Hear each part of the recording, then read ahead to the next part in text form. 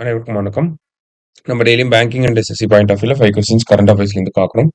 So இன்னைக்கு என்ன questions இருக்கு அப்படிங்கிறத பார்ப்போம். First one, the first malaria drug for babies is named as அப்படின்னு சொல்லி கேட்டிருக்காங்க.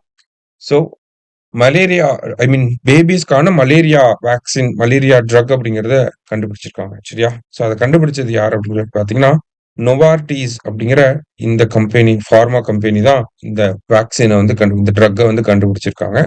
ஸோ அதுக்கு என்ன பேர் வச்சிருக்காங்கன்னா கோட்டம் பேபி ஆரல்ஸ் ரியாமெட் பேபி அப்படின்னு சொல்லி பேர் வச்சிருக்காங்க. சரியா? ஸோ நோவார்டிஸ் அப்படிங்கிறவங்க அதை கண்டுபிடிச்ச நிறுவனம் அவங்க என்ன பேர் வச்சிருக்காங்கன்னா கோட்டம் பேபி ஆர் ரியாமெட் பேபி அப்படின்னு சொல்லி நேம் வச்சிருக்காங்க.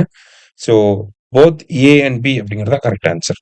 அடுத்தது, choose the correct statements. The area from coastline to 12 nautical miles is called territorial sea. இப்போ இந்தியா இருக்காங்க அப்படின்னா இங்க இருந்து 12 nautical miles வரைக்கும் இது நம்மளோட territorial sea, நம்ம ஸ்டேட் கவர்மெண்ட்ஸ் கீழ கண்ட்ரோல்ல வந்துடும். சரியா?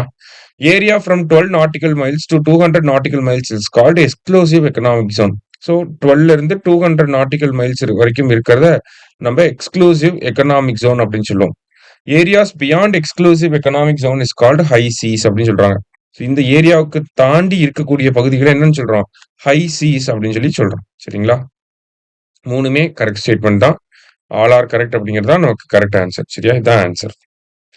அடுத்தது, கராய் கேமல்ஸ் ஆர் ஃபவுண்ட் இன் அப்படின்னு சொல்லி கேட்டிருக்காங்க. ஸோ இந்த கராய் கேமல்ஸ் அப்படிங்கிறது எங்க மட்டும்தான் இருக்கும் அப்படின்னா குஜராத்தோட ரான் ஆஃப் கட்ச் ரீஜன்ல மட்டும்தான் இருக்கும். சரியா? ஸோ குஜராத்தோட ரான் ஆஃப் கட்ச் ரீஜன்ல மட்டுமே இருக்கக்கூடிய கேமல்ஸ் என்னன்னா இந்த கராய் கேமல்ஸ். அடுத்தது, consider the following statements about Kharai camels அப்படின்னு சொல்லி கொடுத்துருக்காங்க. It is capable of swimming up to 3 kilometers in sea water அப்படின்னு சொல்லி கொடுத்துருக்காங்க. சரியா?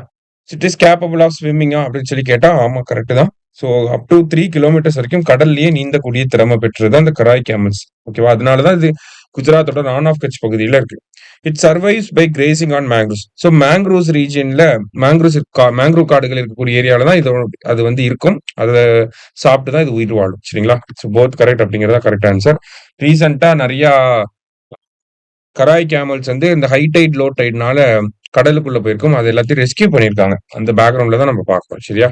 லாஸ்டா, world population day is observed on அப்படின்னு சொல்லி கேட்டிருக்காங்க. ஸோ வேர்ல்டு பாப்புலேஷன் டே அப்படிங்கிறது எல்லாருக்குமே தெரிஞ்சதான். ஜூலை 11 அப்படிங்கிறது தான் வேர்ல்டு பாப்புலேஷன் டே. சரியா?